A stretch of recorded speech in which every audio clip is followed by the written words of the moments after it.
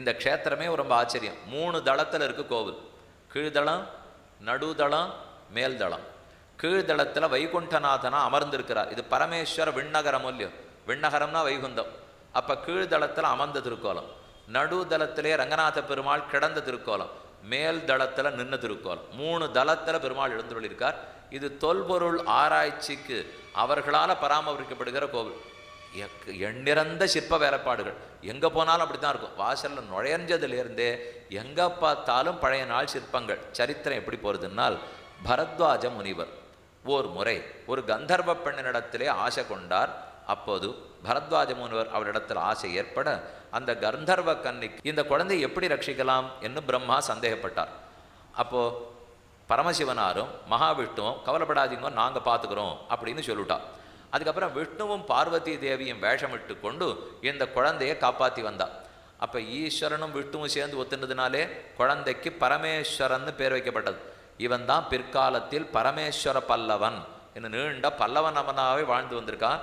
திருமங்கியாழ்வார் பாடுறச்சே பெரிய திருமொழியில் சாதிக்கிறார்.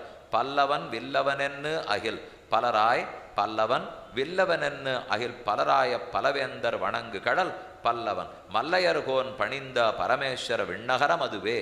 மல்லையர்கோன், மல்லை பக்கத்தில் இருக்கிற திருக்கடன் மல்லை, இந்த மொத்த இடக்குமே பல்லவருடைய க்ஷேத்திரங்களோ இல்லையோ. இப்போ நம்ம தொண்ட நாடுன்னு சொல்லிட்டு இருந்தாலும் அந்த நாளில் பல்லவ மன்னர்கள் ஆண்டு கிட்டத்தட்ட 1200 வருஷத்துக்கு முன்னால் பல்லவர்கள் ஆண்டு வந்த காலம். நிறைய கோவிலுக்கு நீங்கள் போனீங்கன்னா பல்லவர்கள் காலம், சோழர்கள் காலம், பாண்டியர்கள் காலம்னு சொல்லுவாளோ இல்லையோ, அதை போல் இது பல்லவர் காலத்து கோவில். பல்லவராஜனே வந்து சேவிச்சிருக்கான் இந்த பெருமாளே. அப்போ குழந்தை வளர்றச்சே விஷ்ணுவே யமதர்மராஜனிடத்தில் போய் இவனுக்கு ரொம்ப நாளைக்கு ஆயுள் வேணும்னு பிரார்த்தித்து வாங்கி கொடுத்தாராம். விஷ்ணுவே ஆச்சாரியனாக இருந்து ஆயக்கலைகள் 64 உபதேசித்தாராம். முதல்ல உபதேசிக்கிறது அமர்ந்து உபதேசித்தார்.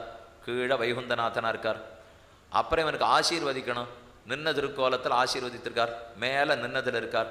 இவன் சேவிக்கணும்னா சயன திருக்கோலத்தில் ரங்கநாதனாக இருக்கார். இப்படித்தான் 3 நிலைகளில் இந்த பெருமாள் எழுந்துள்ளிருக்கார். விஷ்ணு, லக்ஷ்மி இவர்கள் வேடர் திருக்கோலத்தோட பரமேஸ்வர பல்லவனை இங்கு ரட்சித்து கொடுத்தனர். யமனிடத்தில் போய் நீண்ட ஆயுள் பெற்று உபதேசித்தார். இங்கே நிறைய சித்திர வேலைப்பாடு இருக்குது, பெரிய சிற்ப வேலைப்பாடு இருக்குது, சித்திர வேலைப்பாடும் இருக்குது.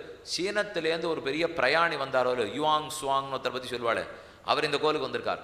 வந்துட்டு இங்கே எல்லாத்தையும் பார்த்துட்டு பெருமாள் இப்போ எப்படி இருக்காருன்னு தம் புஸ்தகத்தில் எழுதிட்டு அவர் கப்பலேறி பிரயாணம் பண்ணுற வரைக்கும் இந்த ஊர் சிற்பத்தில் போட்டு அங்கே போனெல்லாம் தெரியும். அப்போ எவ்வளவு பழமையான கோவில். பெருமாள் என்னமா எழுந்துள்ளிருக்கார். கீழே இருக்கிற பெருமாள் அமர்ந்த திருக்கோலத்தில் உள்ளார். இனி எம்பெருமான்கள் எப்போ எப்படி இருக்கா பார்ப்போம்.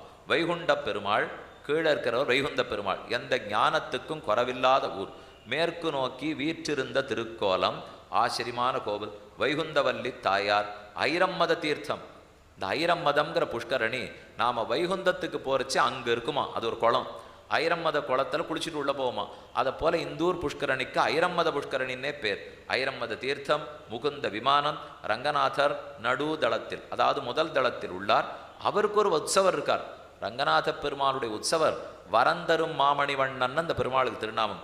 இப்படியாய் ரொம்ப ஆச்சரியமான சிற்ப வேலைப்பாடுகளோட வைகுந்த விண்ணகரம் போலே இது பரமேஸ்வர விண்ணகரம். பரமேஸ்வர பல்லவனாலேயே தொழப்பட்ட எம்பெருமான் நீண்ட நெடிய உருவத்தில் அமர்ந்த திருக்கோலத்தில் உள்ளார். ஒரு திருவடியை மடித்து மற்றொரு திருவடி நீட்டி கொண்டு பெருமாளுடைய திருக்கோலம்